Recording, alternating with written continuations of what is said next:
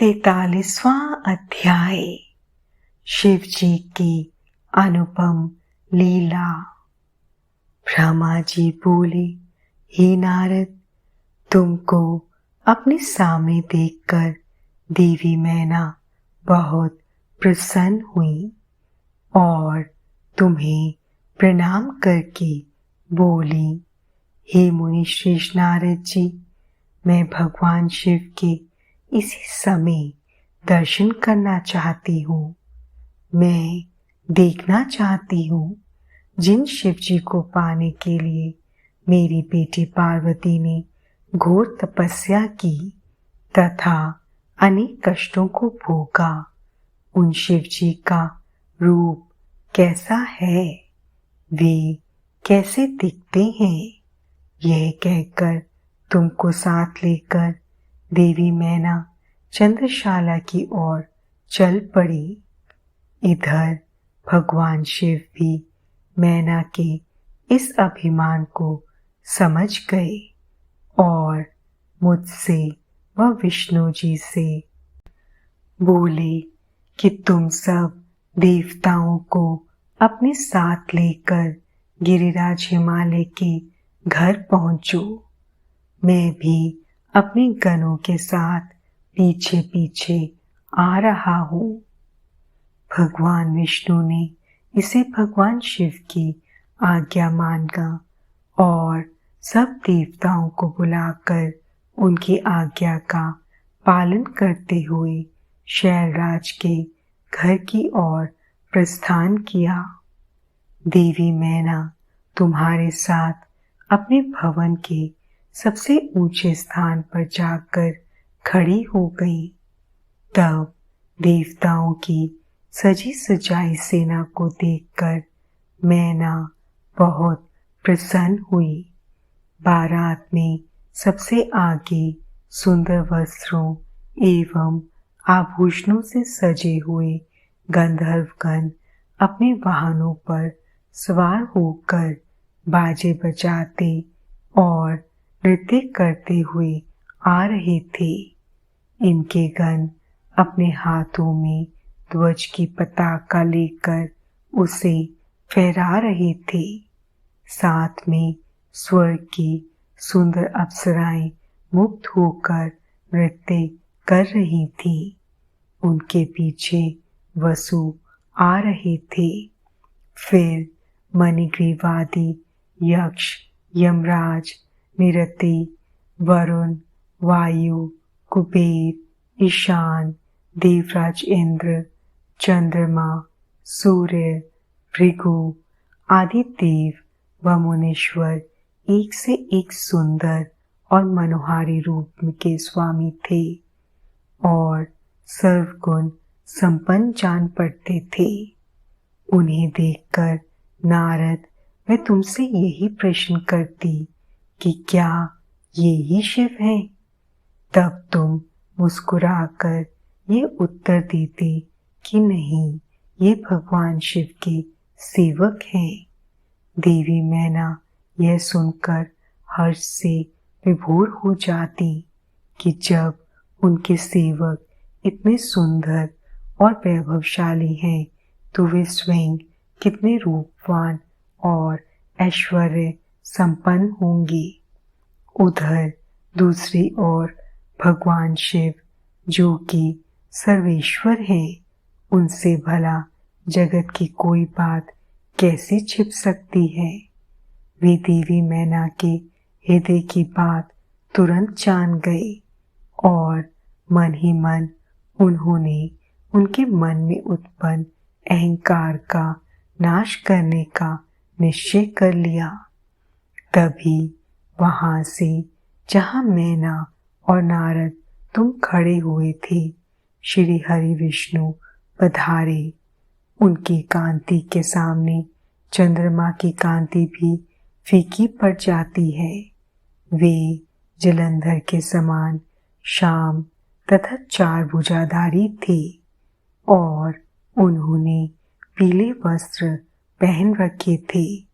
उनके नेत्र कमल दल के समान सुंदर व प्रकाशित हो रहे थे।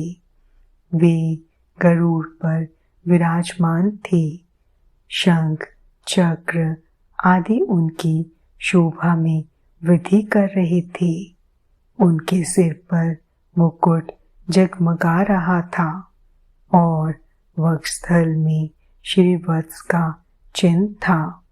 उनका सौंदर्य अप्रतिम तथा देखने वालों को मंत्रमुग्ध करने वाला था।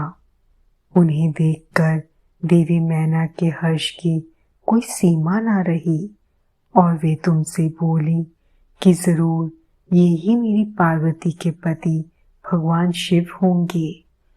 नारद जी देवी मैना के वचनों को सुनकर आप मुस्कुराए और उनसे बोले कि देवी, ये आपकी पुत्री पार्वती के होने वाले पति भगवान शिव नहीं बल्कि क्षीर सागर के स्वामी और जगत के पालक श्री हरि विष्णु हैं।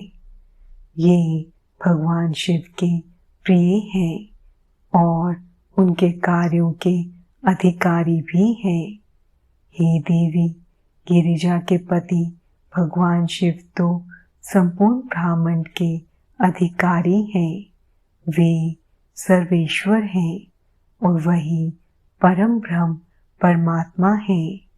वे विष्णु जी से भी बढ़कर हैं। तुम्हारी ये बातें सुनकर मैना शिव जी के बारे में बहुत कुछ सोचने लगी कि मेरी पुत्री बहुत भाग्यशाली और सौभाग्यवती है, जिसे धन, वैभव और सर्वशक्ति संपन्न वर मिला है। यह सोचकर उनका हृदय हर्ष से प्रफुल्लित हो रहा था। वे शिव जी को दामाद के रूप में पाकर अपने कुल का भाग्योदय मान रही थी। वे कह रही थी कि पार्वती को जन्म देकर मैं धन्य हो गई। मेरे पति गिरिराज हिमालय भी धन्य हो गए। मैंने अनेक तेजस्वी देवताओं के दर्शन किए। इन सभी के द्वारा पूज्य और इन सब के अधिपति मेरी पुत्री पार्वती के पति हैं। फिर तो मेरा भाग्य सर्वथा सराहने वाला है। इस प्रकार मैना अभिमान में आकर जब यह सब कह रही थी, उसी समय उसका अभिमान दूर करने के लिए अपने अद्भुत रूप वाले गणों को आगे करके शिव जी भी आगे बढ़ने लगे। भगवान शिव के सभी गण मैना के अहंकार और अभिमान का नाश करने वाले थे। भूत, प्रेत, पिशाच आदि अत्यंत कुरूपग्नों की सेना सामने से आ रही थी। उनमें से कई बवंडर का रूप धारण किए थे।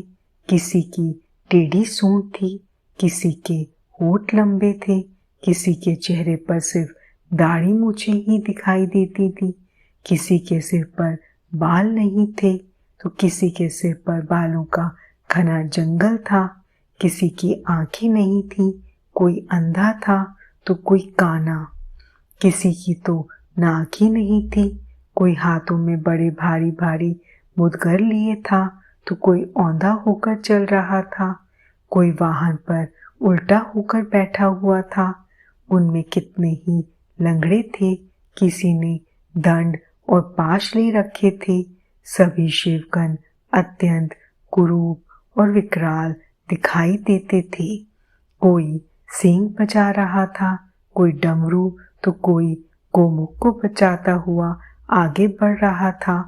उनमें किसी का सिर नहीं था तो किसी के धड़ का पता नहीं चल रहा था, तो किसी के अनेकों मुख थे, किसी के चेहरे पर अनगिनत आंखें लगी थीं तो किसी के अनेकों पैर थे, किसी के हाथ नहीं थे तो किसी के अनेकों कान थे तो किसी के अनेकों सिर थे। सभी शिवगणों ने अचंभित करने वाली वेशभूषा धारण की हुई थी।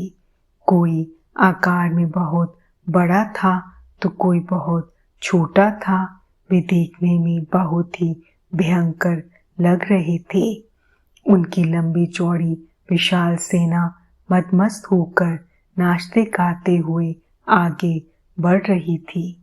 तभी तुमने उंगली के इशारे से शिवगणों को दिखाते हुए देवी मैना से कहा, देवी पहले आप भगवान शिव के गणों को देख लें, तत्पश्चात महादेव जी के दर्शन करना।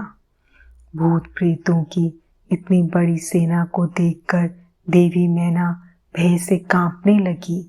इसी सेना के बीच में 5 मुख वाले, 3 नेत्रों, 10 भुजाओं वाले, शरीर पर भस्म लगाए, गले में मूंडों की माला पहने, गले में सर्पों को डाले, भाग की खाल को ओढ़े, पिनाक धनुष हाथ में उठाए, त्रिशूल कंधे पर रखकर, बड़े कुरूप और बूढ़े बैल पर चढ़े हुए भगवान शंकर देवी मैना को दिखाई दिए। उनके सिर पर जटाजूट थी और आंखें भयंकर लाल थीं। नारद, तभी तुमने मैना को बताया कि वे ही भगवान शिव हैं। तुम्हारी यह बात सुनकर देवी मैना अत्यंत व्याकुल होकर तेज वायु के झकोरे लगने से टूटी लता के समान धरती पर धड़ाम से गिरकर मूर्छित हो गई। उनके मुख से सिर्फ यही शब्द निकले कि सबने मिलकर मुझे छल कपट से राजी किया है। मैं सबके आग्रह को मानकर बर्बाद हो गई। मैना के इस प्रकार बेहोश हो जाने पर उनकी अनेकों दासियां वहां भागती हुई आ गईं। अनेकों प्रकार के उपाय करने के पश्चात धीरे धीरे मैना होश में आई।